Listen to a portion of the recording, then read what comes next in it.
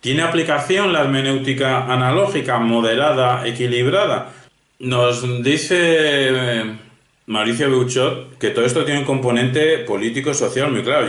Nos dice que su hermenéutica analógica pues tiene una vocación social, de búsqueda de la justicia y de promoción de la paz, porque tanto la justicia como la paz también se podría ver como una moderación, un equilibrio entre extremos.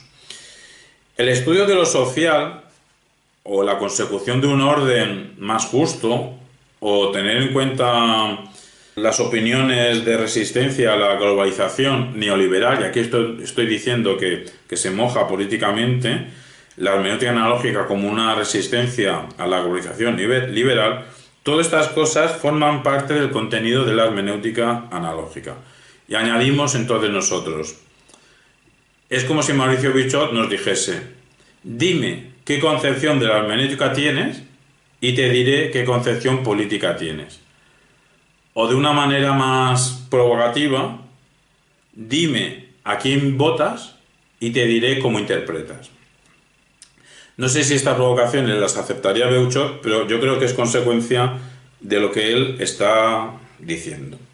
Será conveniente estudiar las posibles aplicaciones de esta hermenéutica analógica en las disciplinas donde más se manifiesta este carácter analógico del ser humano. Si nos educásemos con esta hermenéutica analógica en todas las distintas disciplinas escolares que tenemos en la juventud, pues podríamos construir una sociedad más democrática porque aceptaría la pluralidad de perspectivas, pero evitando las más radicales, las más extremadas, es que son las que le impiden el diálogo. En la universidad no hay diálogo porque yo tengo razón, te lo he demostrado matemáticamente y no quiero escucharte, no quiero perder el tiempo porque yo ya he demostrado la razón. ¿Para qué me vas a interpretar? ¿Para qué me vas a persuadir? Es que yo ya te he demostrado la razón. Y la otra opción sería todas las voces van en lo mismo, viva la fe, pero si en el tanto hablar nos perdemos a la hora de intentar buscar puntos de unión, porque en estas infinitas perspectivas cada uno tendría su contexto y los contextos pertenecen a culturas, según algunos postmodernos, completamente diferentes unos de otros. Entonces ahí no hay puntos de unión. Si logramos vertebrar la analogía dentro de la hermenéutica, obtendremos un instrumento interpretativo que, uno, salvaguarde la diferencia. ¿La diferencia es una cuestión importante de la posmodernidad? Sí. ¿Es importante para Beuchot? Sí. Pero dice, aceptemos la diferencia, pero sin perder la semejanza. Las cosas que son muy diferentes, también alguna semejanza tendrán. Pues es lo que está diciendo Beuchot. Diferencia sí, pero no solo diferencias, también hay diferencias y hay semejanzas. Lo mismo entre lo particular y lo universal, que aquí está el juego del nominalismo. Hay que preservar los particulares, preservarlos, pero literalmente nos dice sin perder el hecho de que universalicemos. No es nominalista. Así se obtendrán interpretaciones matizadas, cuidadosas, con lo singular, sí, pero también susceptibles de abarcar ámbitos más amplios. Y así poder llegar a la verdad. Su conclusión final es que lo que él presenta como hermenéutica analógica, pues quiere ser una propuesta filosófica desde Iberoamérica. Una propuesta filosófica iberoamericana. Aquí estoy interpretándole. Para ser literales, utiliza el adjetivo latinoamericano. Dice una propuesta latinoamericana. Ya a veces he comentado que ese concepto es equívoco, el concepto latinoamericano es equívoco, y entonces, siguiendo el espíritu de Beuchot, para evitar la equivocidad, digo que lo que él dice es una propuesta filosófica con base iberoamericana. En primer lugar, la analogicidad es algo que permitió la comunicación intercultural, dice él, a la hora del encuentro entre españoles e indígenas. Yo no sé si lo que ahora voy a leer directamente de Beuchot a alguno le podrá parecer un mundo feliz, un mundo ingenuo, que Beuchot no estuvo en los momentos del encuentro entre españoles e indígenas. No sé si lo que vamos a escuchar y yo leer es muy ingenuo, pero literalmente nos dice Beuchot que allí ya había, lo que llamamos ahora analogicidad, ya había allí, ya existía, y nos dice literalmente: La analogicidad es algo que permitió la comunicación intercultural a la hora del encuentro entre españoles e indígenas. Y lejos de servir a una colonización, y aquí sí que tienes razón, porque la palabra colonización tiene un sentido literal, y un sentido literal que tiene que ver con ciertos imperios más bien destructores, y a partir de ciertos siglos posteriores al siglo XV, con establecer plazas fuertes, sobre todo en las costas, saquear materias primas y tener las ciudades en la costa para poder salir con los barcos rápido, si hay problemas, salir huyendo.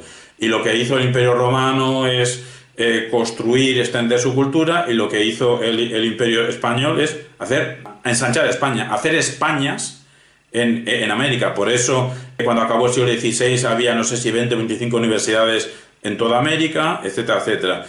Quiere decir que sí que se le puede dar la razón que, lejos de servir a una colonización, esa analogicidad se refiere, fue lo que permitió el mutuo entendimiento y la búsqueda de respeto y hasta de libertad entre las partes, Quizá esto fuese un poco discutible, mucha libertad entre las partes, porque la utilización de la analogía impide, está hablando del siglo XV, está hablando del siglo XV, impide ver al otro como meramente conquistable y meramente destruible. Hace que se le vea como prójimo, como semejante, como alguien respetable, con quien convivir. Y es que ya en el siglo XV se levantaron voces para ver al diferente como alguien que podía y debería ser incluido entre nosotros.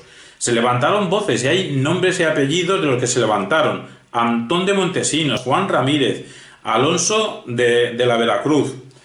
La hermenéutica analógica quiere aportar para México, en su contexto geográfico en particular, y él extiende para Latinoamérica en general, para Iberoamérica en general, la hispanosfera, la posibilidad de hacer una filosofía propia del contexto de la hispanosfera, propia, pero no autista, propia, pero no desencajada de la filosofía mundial. Bueno, no hay una filosofía mundial, dice filosofía mundial de lo que acontece en el resto del mundo, ¿no? O sea, tampoco seamos autistas, dice, para llegar a un pluralismo cultural, en el que, sin perder la inserción en lo universal, o sea, no es nominalista, sin perder la inserción en lo universal, se resalte lo particular, la particularidad.